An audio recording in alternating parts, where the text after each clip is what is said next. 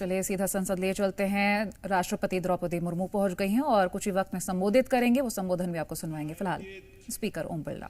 इस ऐतिहासिक संविधान दिवस कार्यक्रम में माननीय राष्ट्रपति जी, माननीय उपराष्ट्रपति जी, माननीय प्रधानमंत्री जी, सभी राजनीतिक दलों के नेतागण, माननीय सदस्यगण, आज संविधान दिवस उत्सव मनाने करोड़ों भारतीय वासियों का मैं हार्दिक स्वागत करता हूं, अभिनंदन करता हूं। 75 वर्ष पहले इसी दिन, इसी पवित्र स्थान पर हमारे संविधान को अंगीकृत किया था। माननीय राष्ट्रपति महोदय के नेतृत्व में संपूर्ण देश एक साथ मिलकर आज संविधान के प्रति कृतज्ञता प्रकट कर रहा है। आज करोड़ों देशवासी संविधान की प्रस्तावना का पाठ कर देश को आगे बढ़ाने का संकल्प लेंगे। माननीय प्रधानमंत्री जी की प्रेरणा से वर्ष 2015 में हमने 26 नवंबर को संविधान दिवस के रूप में मनाने का ऐतिहासिक निर्णय लिया था। हमारा संविधान हमारे मनुष्यों की वर्षों की तप, त्याग, विद्वता, सामर्थ्य और क्षमता का परिणाम है। इसी केंद्रीय कक्ष में लगभग 3 वर्षों के कठिन परिश्रम के बाद उन्होंने देश की भौगोलिक और सामाजिक विविधताओं को एक सूत्र में बांधने वाला संविधान बनाया। संविधान सभा में अलग अलग विचारधारा के लोग सदस्य थे। इसके बावजूद भी उन्होंने एक एक अनुच्छेद पर विचार किया, मंथन किया, पूरी गरिमा और मर्यादा से अपनी सहमति असहमति व्यक्त करते हुए संविधान की रचना की।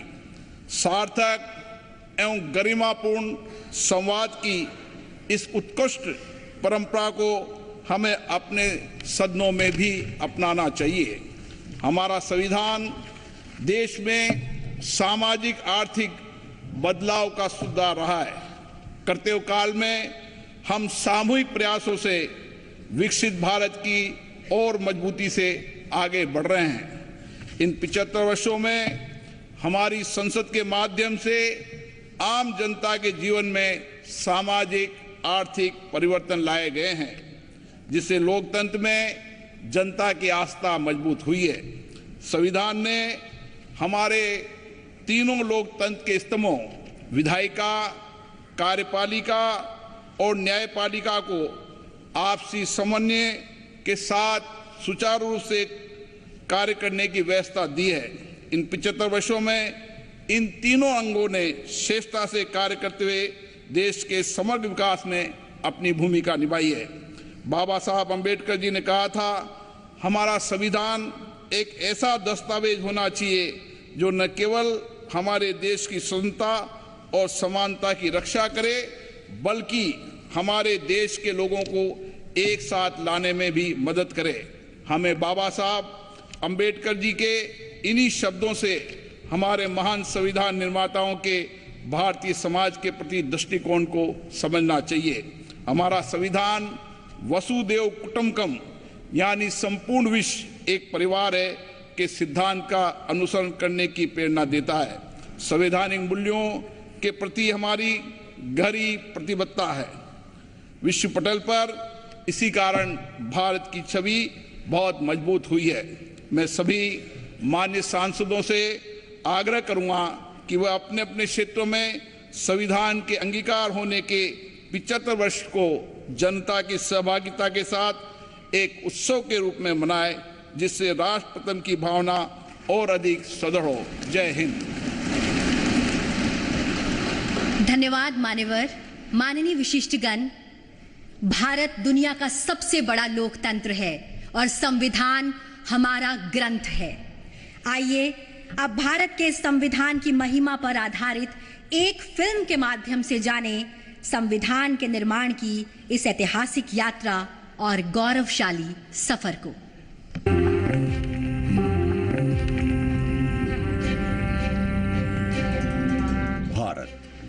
दुनिया का सबसे बड़ा लोकतंत्र, मदर ऑफ डेमोक्रेसी। कई शताब्दियों की गुलामी के बाद जब देश नई शुरुआत के लिए खड़ा था, तो उसकी राह में पथ प्रदर्शक बना हमारा संविधान। डॉक्टर भीमराव अंबेडकर की अध्यक्षता में जब देश ने अपना संविधान तैयार किया, तो भारत के लोकतंत्र को मजबूत बनाने और सबके लिए बराबरी और अवसर सुनिश्चित करने का आधार बना भारत का संविधान।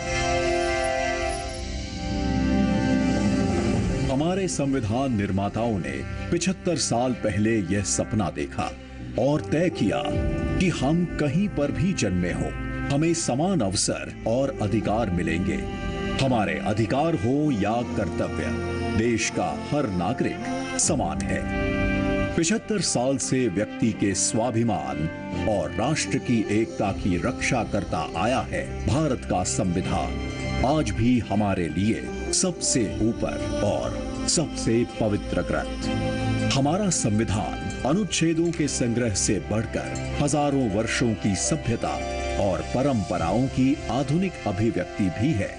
स्वतंत्रता के समय जो भारत के लिए कहा जाता था कि ये देश टिक नहीं पाएगा, वह आज विश्व की 5वीं सबसे बड़ी अर्थव्यवस्था है और टॉप 3 इकोनॉमी में शामिल होने के लिए तेजी से बढ़ रहा है, तो उसका श्रेय संविधान के मूल्यों को जाता है।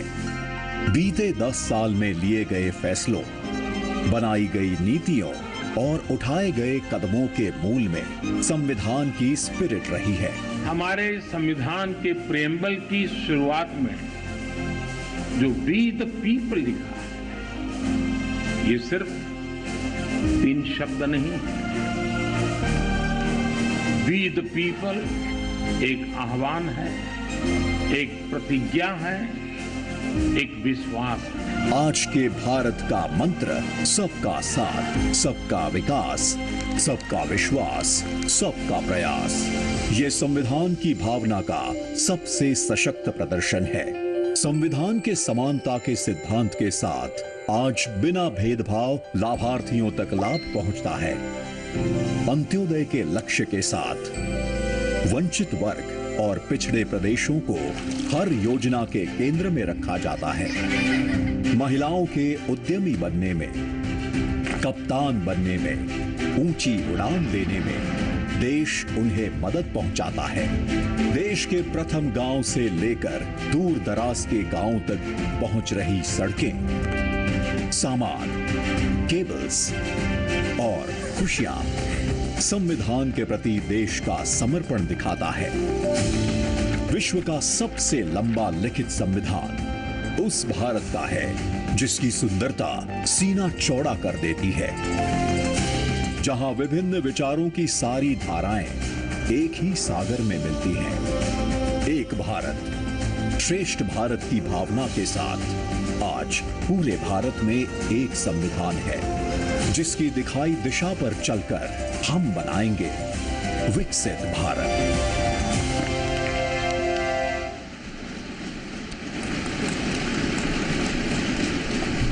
और अब मेरा विनम्र आग्रह है भारत के माननीय उपराष्ट्रपति जी और राज्यसभा के सभापति श्री जगदीप धनखड़ जी से कि आप विशिष्ट सभा को संबोधित करें।